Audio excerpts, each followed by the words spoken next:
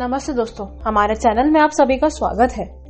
भारत से सटे समंदर अपने आप में कई रहस्य समेटे हुए। समंदर के नीचे आज भी ऐसी कई साइट्स दबी हुई है जिनके बारे में किसी को नहीं पता। कुछ वर्षों पहले एक ऐसी ही जगह की खोज हुई थी जिसके बारे में जानकर हर कोई हैरान था। हम बात कर रहे हैं गुजरात के ऐतिहासिक द्वारका नगरी की, जो आज भी गहरे समंदर में मौजूद है। द हिंदू के एक रिपोर्ट के मुताबिक 1963 में सबसे पहले द्वारका नगरी का excavation Deccan college of Pune, department of archaeology और गुजरात सरकार ने मिलकर किया था।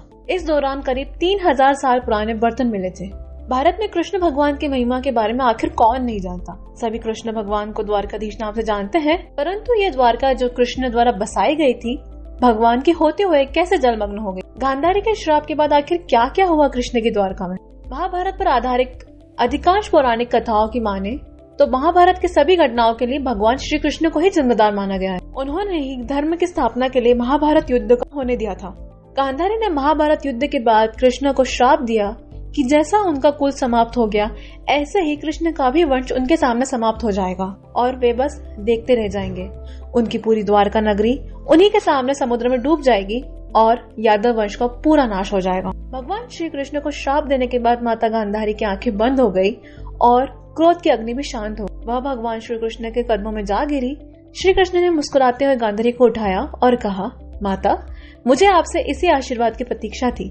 मैं आपके श्राप को ग्रहण करता। हस्तिनापुर में युधिष्ठिर का राज्याभिषेक होने के बाद श्री कृष्ण अपनी द्वारका चले गए। थोड़े ही समय बाद विश्वामित्र, अस्ति, ऋषि दुर्वासा, कश्यप, वशिष्ठ और नारद आदि कई बड़े बड़े ऋषि विभिन्न जगहों की यात्रा करने के बाद द्वारका पहुँचे। वहाँ श्री कृष्ण के भक्त इन ऋषि मुनियों का आदर सत्कार करना तो दूर, उन्हें अपमानित करने लगे। श्री कृष्ण और जामवंती नंदन शाम को स्त्री वेश में सजाकर इन ऋषि मुनियों के पास ले जाया गया और उनसे पूछा गया, ऋषियों, यह कजरारे नयन वाली प्रभु की पत्नी है और यह गर्भवती है। यह कुछ पूछना चाहती है लेकिन संकुचती है। इसका प्रसव निकट है।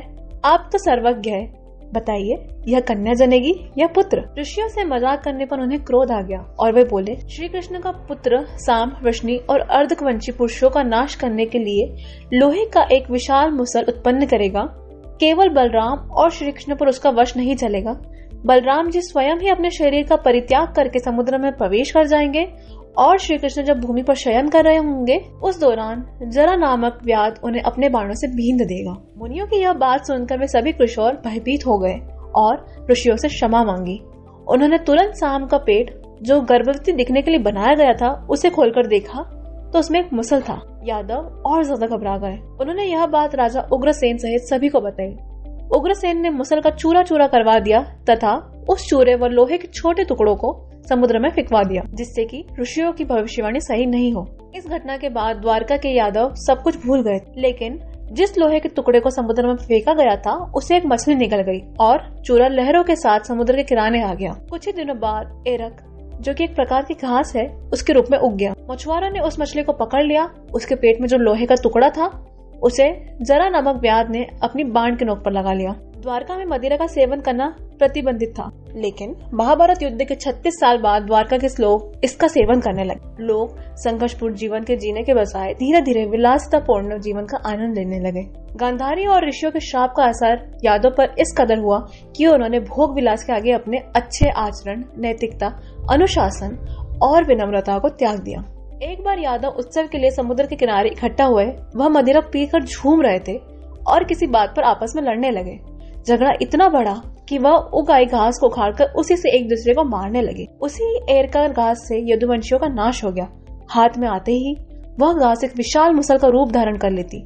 श्री कृष्ण के देखते देखते साम, चारुदेश, प्रद्युम्न और अनिरुद्ध की मृत्यु हो गई। इस नरसंहार के बाद श्री कृष्ण ने इसकी जानकारी हस्तिनापुर के राजा युधिष्ठिर को भिजवाई और अर्जुन को द्वारका भेजने के लिए कहा। श्री कृष्ण के बुलावे पर अर्जुन द्वारका गए और वज्र तथा शेष बची हुई यादव महिलाओं को हस्तिनापुर लिया। इस घटना के बाद बलराम ने समुद्र में जाकर जल समाधि ले ली। भगवान श्री कृष्ण महाप्रयाण कर स्वधाम चले जाने के विचार से सोमनाथ के पास वन में एक पीपल के वृक्ष के नीचे बैठकर ध्यानस्थ हो गए। तभी जरा नामक एक बहेलिया ने वन में प्रवेश किया और भूलवश भगवान श्री कृष्ण को हिरण समझकर विषयुक्त बाण चला दिया, जो उनके पैर के तलुए में जाकर लगा और भगवान श्री कृष्ण स्वधाम को पधार गए। इस तरह गांधारी और ऋषियों के श्राप से समस्त यदुवंश का नाश हो गया और कृष्ण के देहांत के बाद द्वापर युग का अंत और कलयुग का आरंभ हुआ। तो दोस्तों ऐसे ही रोचक तथ्यों को जानने के लिए हमारे चैनल को सब्सक्राइब करें और यदि यह वीडियो आपको पसंद आया हो तो लाइक एंड शेयर करें।